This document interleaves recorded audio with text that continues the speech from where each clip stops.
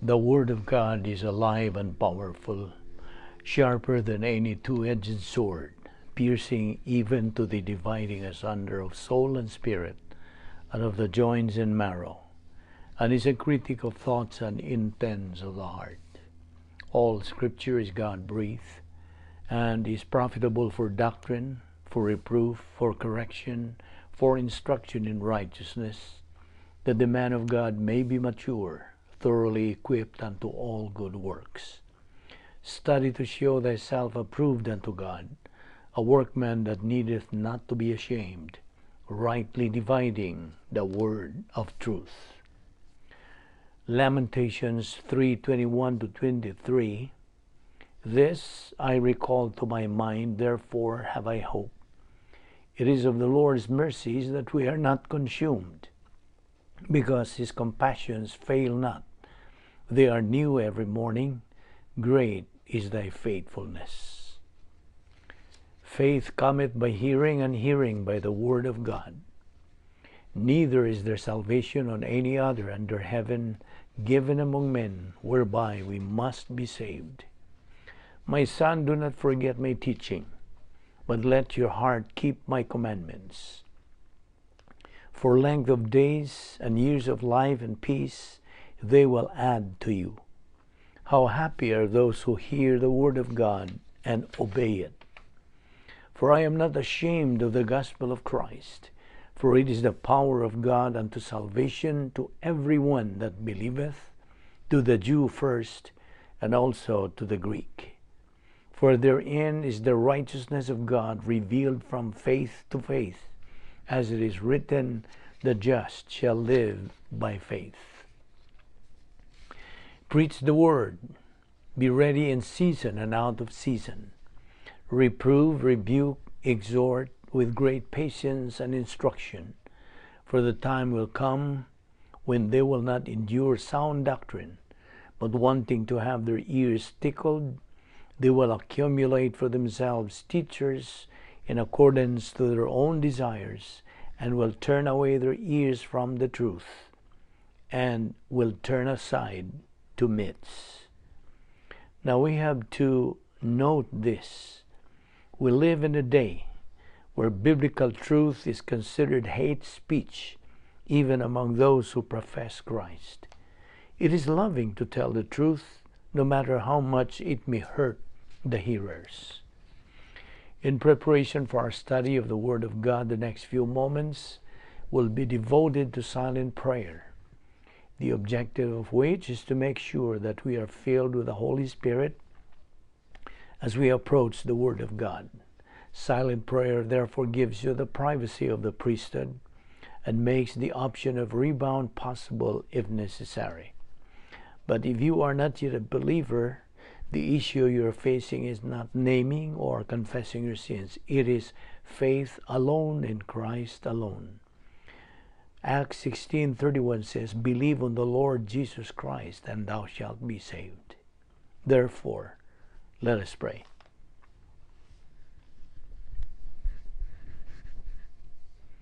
We thank you, Father, for your wonderful sense of humor, for your faithfulness, for your relaxed mental attitude toward us because of grace, for the fact that you love us on the basis of your character without compromising your character, for the fact that you have never compromised your character even once, in loving to the maximum the worst believer who ever lived and the best.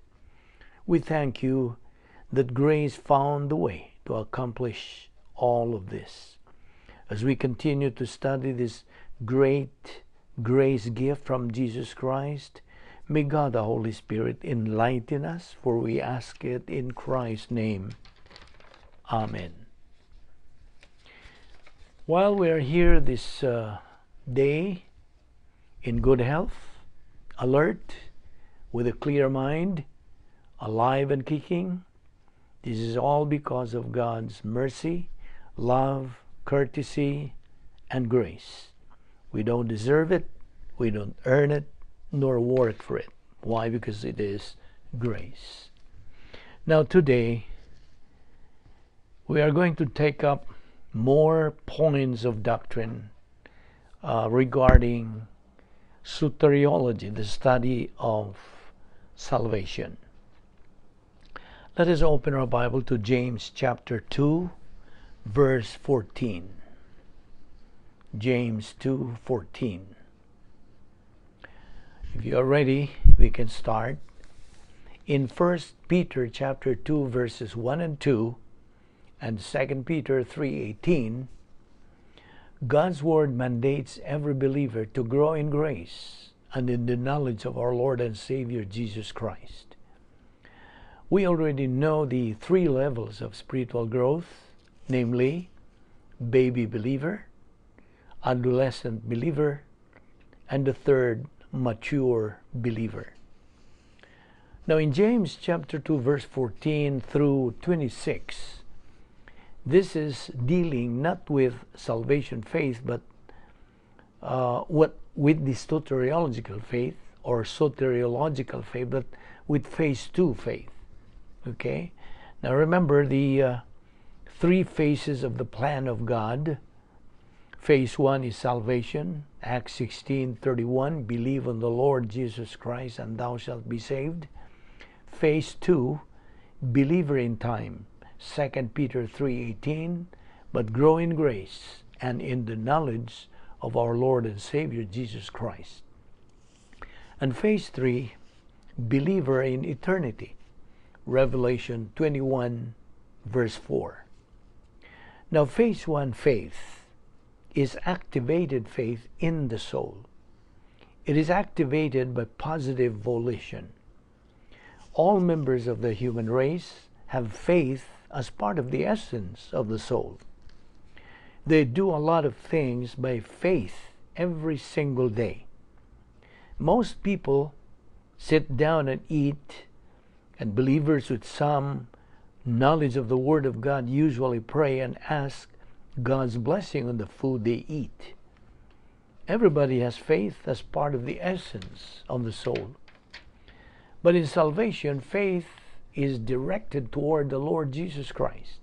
And that is activated faith. And it's activated by positive volition. Now that's phase 1 of the plan of God. And 1/60th of a second after somebody has accepted Christ as Savior, he immediately now moves into phase 2 of the plan of God. And phase 2 of the plan of God extends at the moment of salvation, represented by the cross, as far as the church age is concerned, through death or the rapture, whichever occurs first. If it's death, the believer goes out, either the sin unto death or dying grace. If it's the rapture of the church, the Lord Himself shall descend from heaven with a shout, with the voice of the archangel, with the trumpet of God, and the dead in Christ shall rise first, and that we who are alive and remain shall be caught up together with them in the clouds to meet the Lord in the air, and so shall we ever be with the Lord. But whichever comes first, the believer then moves into phase 3 in the plan of God, which is the eternal state. Now, salvation faith, soteriological faith, is faith on the Lord Jesus Christ. But phase 2 faith is the faith of the faithless life, which means now faith is directed toward knowledge of Bible doctrine, knowledge of the Word of God. So there is a parallel here in the principle of appropriation. Faith is the mechanism of the acquisition of eternal life. This results in the acquisition of eternal life. Faith in phase 2 means that God imputes grace blessing to the believer in phase 2. Spiritual blessing and temporal blessing. In phase 1, faith on the Lord Jesus Christ means the believer is delivered from the lake of fire. In phase 2, faith of the faithless life means the believer is delivered from divine discipline, which is the byproduct of negative volition toward the Word. And James 2:14-26 is not describing phase 1 faith, but rather phase 2 faith. Okay? Now, it says that if a believer has activated faith, he's going to automatically produce divine good, called in the context here as good works. If the faith is activated by positive volition, it's going to result to the production of divine good. If the faith is not activated by positive volition, then it is deactivated or neutralized by negative volition, resulting in the production of human good, which means dead works. And therefore, there is an equation we will look at in a moment. Okay, here again is the cross. I'm going to picture to you, I'll make a drawing on this, the cross representing the point of salvation. Now, the cross has a point going to on top circle. This is what we call union with Christ. At the point of salvation, when a person believes in Christ, the Holy Spirit picks him up and puts him into union with Christ. So, when that believer now accepts Christ as Lord and Savior, 1/60th of a second he is saved. That's okay. There are points now that he is acquiring. Number 1, possession of eternal life. Number 2, he becomes a member of the royal family of God. Number 3, he is imputed the righteousness of God. Number 4, he is positionally sanctified. Number 5, he is elect. Number 6, he is predestined. And number 7, a believer priest, etc.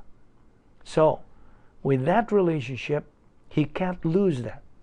He can't lose that relationship because that is eternal. That is eternal relationship, permanent relationship. He is now related to God through his faith alone in Christ alone. Now let's go to the bottom circle. This is what we call temporal fellowship with God. Now, this temporal fellowship with God is, that's why it's called temporal. It's temporary because once that believer commits sin, personal sin, be it mental attitude sin, overt sin, or lingual sin, he gets out of the temporal fellowship. Although his union with Christ is intact, he can never get out of that relationship. Only the fellowship with God, the bottom circle, is temporary. So once he gets out because of sin, God provides him the recovery technique of 1 John 1:9. 1 John 1:9 says, if we confess our sins, God is faithful and just to forgive us our sins and to cleanse us from all unrighteousness. In an instant, once he confesses or rebounds his sin, then he goes back inside the fellowship sphere with God. So this operation bottom circle is called the temporal fellowship with God, the filling of the Holy Spirit, redeeming the time, God's spiritual rest. And here's where the believer is walking in light.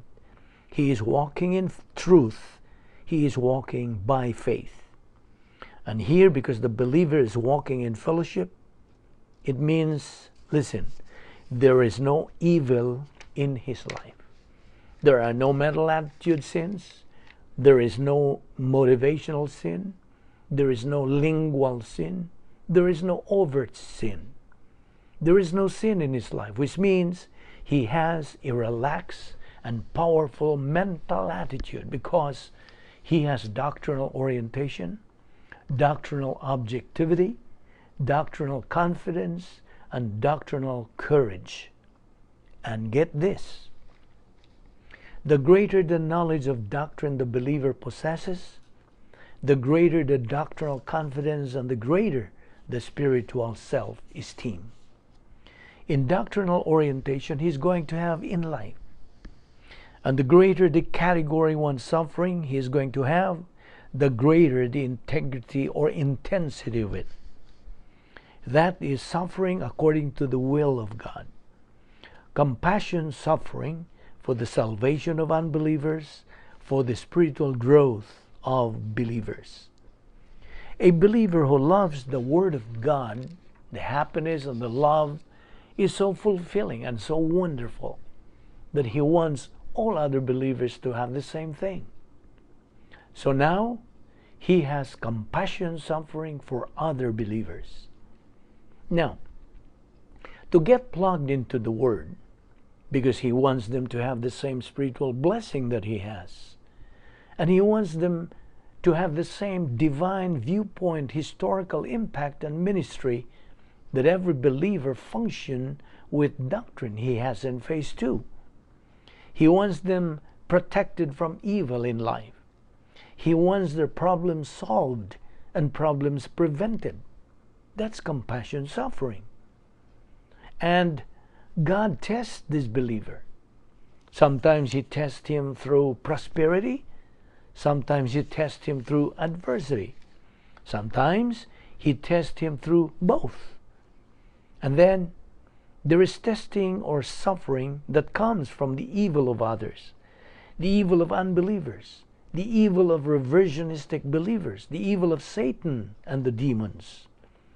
But because the believer is in fellowship with God here, this is the branch and the vine analogy of John 15, 1 through 7. Therefore, he is productive of fruit. It's called the production of divine good. In John 15, it's called fruit. In 1 Corinthians chapter 3, verse 12 through 15, it's called gold, silver, and precious stones. In the context here, it's called good works. It's divine good. And divine good is related to fulfillment of the will of God and related to, at the same time, spiritual love. Because divine good means it's the highest and the greatest good, in which the believer not only acts in his own best interest by the execution of the will of God, his adjustment to the righteousness of God and justice of God, to the omniscience of God, to the sovereignty of God, to all aspects of divine essence. But he is adjusted to the standards of the Word of God through knowledge of the Word of God. And therefore, he acts in his own best interest, and he acts in the best interest of others. That's divine good. That's the greatest good for the greatest number. And because he produces divine good, he automatically, he has divine viewpoint, historical impact on himself, because every act of divine viewpoint, every act of faith, every act of positive volition and courage empowers the believer to keep on going and produces momentum in his own soul. But he also has divine viewpoint, historical impact and influence on others, which means he influences unbelievers to accept Christ as Savior, and he influences other believers. He influences other believers who are functioning with a faith-rest life to keep on going and doing the right thing. And this is the kind of believer that God uses. Now, there is an equation. This is still related to faith and deliverance. Every unbeliever has the ability to believe. That's faith resident in the soul. And in salvation, the object of the believer's faith is the Lord Jesus Christ. Sirs, what must I do to be saved? Acts 16:30 and 31. Believe on the Lord Jesus Christ, and thou shalt be saved. In salvation, faith is directed toward the Lord Jesus Christ. And Acts 4:12 says, neither is there salvation on any other under heaven given among men, whereby we must be saved. There's only one way to get eternal life, and that's faith on the Lord Jesus Christ. There is no other way to get eternal life. It's believe on the Lord Jesus Christ, and thou shalt be saved. That is salvation.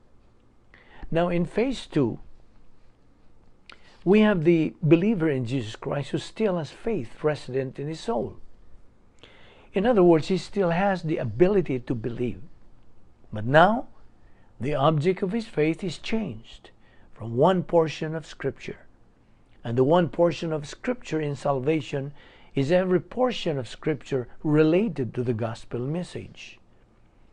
But he has passed through that barrier. He has trusted Christ as a Savior. Now, the object of the believer's faith becomes the totality of the Word of God, dispensationally, and I will add categorically understood. You see, nobody can understand the Bible if it is not understood categorically. So, categorical Bible doctrine. The believer's faith is directed toward the Word of God. It starts with understanding the doctrine of divine essence. What is God like? And then the barrier, the doctrine of soteriology, then the doctrine of eternal security, and then the doctrine of understanding spirituality and carnality, and divine discipline, and rebound, and the faithless life, and so on. That is basic Bible doctrine. Now, when the unbeliever will take him up first, here is the stimulus of the plan of God presented to the unbeliever. It is the gospel message. Believe on the Lord Jesus Christ, and thou shalt be saved. Christ died in spiritual death for the sins of all members of the human race on the cross. 1 John 2:2, He is the propitiation for our sins, and not for our sins only, but also for the sins of the whole world. Hebrews 2:9, He tasted death for every man. 2 Corinthians 5:14, we must conclude that if one died for all, so we call a first-class condition in the Greek, which means it's true. If one died for all, then it's true that he died, and all is spiritually dead. It is also true that all members of the human race are born spiritually dead. So, Christ died for the sins of all. Now, in and of itself, that didn't save anybody. What it did was to provide salvation for everybody. But eternal life is a gift. And like any gift, it is free to the recipient of the gift because the provider has paid the total price. So salvation is free to the human race. Why? Because Christ did all the work on the cross. But like any gift in life, the individual who is the intended recipient of the gift that is involved must make the decision to receive the gift. And that's a matter of freedom. You see, the one who is the intended recipient of a gift has the choice as to whether or not he's going to accept or reject the gift. And when the gift is given, a true gift is given with no strings attached. Otherwise, it's not a gift. It's an exchange. It's a bargaining gift. But a true gift has no strings attached. There's nothing that has to be given. In other words, in return, if it's a true gift. A true gift means the giver has paid the total price and the recipient is totally free without any conditions, without any other conditions to either accept or reject the gift. And that's why Ephesians 2:8 and 9 says, salvation is a gift of God. It's not out of works, in order that no member of the human race may brag about it. So here is the provision of salvation. And this is the stimulus to all members of the human race. Now, all unbelievers, all members of the human race, including believers, of course, have volition, the freedom of choice. Volition, by the way, has two poles, positive and negative Paul, the desired Paul and the non-desired Paul, the softness Paul and the hardness Paul, the honesty Paul and the dishonesty Paul. And listen, if the unbeliever, he receives knowledge of the gospel message, it goes into the mentality of the soul. He has faith resident as the appropriator of the soul. And when this information, the gospel information, goes into the mentality of his soul, then God the Holy Spirit causes the unbeliever to comprehend it, to understand it, to perceive it. At the same time, God the Holy Spirit shows the unbeliever that this is the true way of salvation. It is the truth. And he convicts the unbeliever of the unpardonable sin. And this is cycled here in the command post of the soul, the volition of the unbeliever. And because he understands it, it is therefore a stimulus to which he has to respond, and he does respond. He either responds positively or he responds negatively. But the unbeliever understands if the information is given to him. If the gospel message is communicated to the unbeliever in a language which the unbeliever understands, then the unbeliever faces it as a stimulus. And he is in a fork of the road, and he has to take it. He either has to respond positively and accept Christ as Savior, or he has to respond negatively and reject Christ as Savior. There is no third option. Now, unbelievers who are negative sometimes throw up a third option. I don't understand what you're telling me. I'm not smart enough to understand it. I don't talk about religion or politics. What about the heathen in Africa? These are all smoke screens to try to get the proverbial monkey off the back of the unbeliever so he doesn't have to face the spiritual pain that is going through in his soul. And the pain is that he is convicted of the unpardonable sin. And it is a painful thing for people who are negative toward Christ. That is, unbelievers who are negative toward Christ, to face the reality of their own hardness of heart and change their attitude.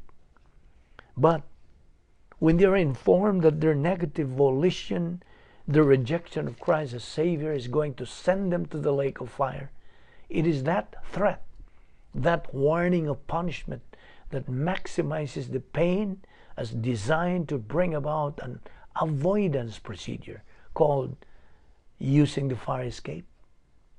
It is painful for the unbeliever to be convicted of the unpardonable sin, even though he knows the gospel message is the truth. It is more intensely painful for the unbeliever to be warned about going to the lake of fire and spending eternity there. However, it is most painful for an unbeliever to wind up there. So the threat, the warning about the lake of fire, and the warning of the unpardonable sin cause pain and discomfort to unbelievers. That's why they have all kinds of smoke screens that they throw up. Like, I don't talk about religion and politics, or mind your own business, or I'm not interested. Well, remember, the day will come when every unbeliever is going to be interested. Negative volition is not going to go on forever. It holds at death to the unbeliever. Luke 16:19-31. The rich man, at his death, had a great funeral, naturally, because he was wealthy. They wanted to honor the memory of him, especially those who inherited his wealth. But the dead rich man, who was an unbeliever, whose body was there, and they had a funeral, and they buried him and mourned for 30 days. But he's been mourning for 30 days in torments, and it's only getting it worse. That rich man went to torments because he rejected Christ as Savior. Not because he was wealthy. He left his wealth behind on the earth. And now he is eternally poor. And he has two requests. You may recall, or you may not recall, from Luke 16. He wants Lazarus to dip the tip of his finger in water and touch his tongue. And he said, I am constantly tormented in this place with pain, and I am dehydrated. You know how it's like to be dehydrated? It's very uncomfortable. Very uncomfortable. And what was his second request? His second request is, send Lazarus back. That is his second request to Abraham. Send Lazarus back to my father's house, because I've got 5 brothers, lest they also come to this place of torture or torment. He is compassionate. He knows 2 things. Number 1, it's too late for him. And number 2, it's not too late for his brothers. But he knows if his brothers now, this rich man in torments, and it's true of all unbelievers in torments, they have a very clear understanding of the issue of the gospel. It's absolute. It's in their face. They know that if they don't accept Christ as Savior on the earth, any unbeliever is going to wind up in the same place, in torments. And unbelievers in torments don't want anybody else to come there. Incidentally, there is a passage in Ecclesiastes dealing with the things on the earth versus things in the afterlife, in the eternal state, that says, the dead know nothing. We will not try this time to digress into that passage, but it's a guarantee. The dead had no whole lot more than the dead on the face of the earth. The dead know nothing means something in the context in Ecclesiastes. And it doesn't mean that they don't know anything, because, for example, here is the rich man in Luke 16, 19 through 31. And by the way, this is not a parable. Because why? Because proper names are never used in parables, ever. This can be easily substantiated in the New Testament parables. And Lazarus' name is used in that account. This is a true account. It's not a simple story that Christ developed to teach a point of doctrine. He's teaching all kinds of points of doctrine. But Luke 16, 19 to 31 is not a parable. Please understand that. In fact, it's not referred to as a parable. So, this rich man is going to torment. And that's the warming up spot for the great white throne judgment, and from there to the lake of fire, where the unbeliever is tormented day and night forever and ever. Now, therefore the threat, the conviction of the unpardonable sin of remaining negative in rejection of Christ as Savior, produces great discomfort and stress to the soul of the unbeliever. And it's designed by God the Father, and in the convicting ministry of the Holy Spirit to accomplish that. You and I don't lead anybody to Christ. It is God the Holy Spirit who does it. We give the message, yes. The believer he's working for the divine post office to deliver the message. The mail, believe on the Lord Jesus Christ and thou shalt be saved. You and I are powerless to cause an unbeliever to understand the gospel message or the convicting of the unpardonable sin. This is supernatural. And God the Holy Spirit does it. And He always does it when the gospel is presented. His scalpel is the Word of God. The sword of the Spirit is the Word of God. Hebrews 4:12, the Word of God is alive and powerful. And so on and so forth. Ephesians 6:17, Hebrews 3:7 and following. Wherefore, as the Holy Spirit saith, today as you hear His voice, I'm quoting Psalm 95:7 through 11. We are going to continue in our discussion on this. We invite you again to be with us, to follow us in this ministry, the Vic Balbido Evangelistic Ministry on YouTube and Facebook. Let us pray. With your heads bowed and your eyes closed, we dedicate the closing moments of our worship service, Bible study, to anybody who is here without Christ, without hope, and without eternal life. We want you to know that Jesus Christ had you personally in mind when He went to the cross. Every sin that you have ever committed, past, present, or future, has been imputed to Him and judged, so that right where you sit right now, you can have eternal life by simply believing in the Lord Jesus Christ. Jesus Christ took your place on the cross. He was judged for your sins. He carried all our sins in His own body on the cross. Our sins had been judged. The door of salvation, the door of eternal life is now open. How do you walk through it? Anyone who believes in Jesus Christ shall never perish, but have eternal life. John 3:16. Right where you sit right now, you have the opportunity, you have the freedom, and you have the privacy to believe in Jesus Christ. Why? While your head is bowed, your eyes are closed. That means you have privacy in your soul. Your soul is where you think. Your soul is where you make your decisions. Volition or free will belongs to the soul. And right now, in the privacy of your own soul, forming the sentences in thought only inaudibly, you can tell God the Father that you are believing in Jesus Christ. And that is the moment of eternal life for you. Your option, your opportunity. Therefore, believe on the Lord Jesus Christ, and thou shalt be saved. Let us pray. We are grateful, Heavenly Father, for the privilege and the opportunity of fellowshipping in your word today.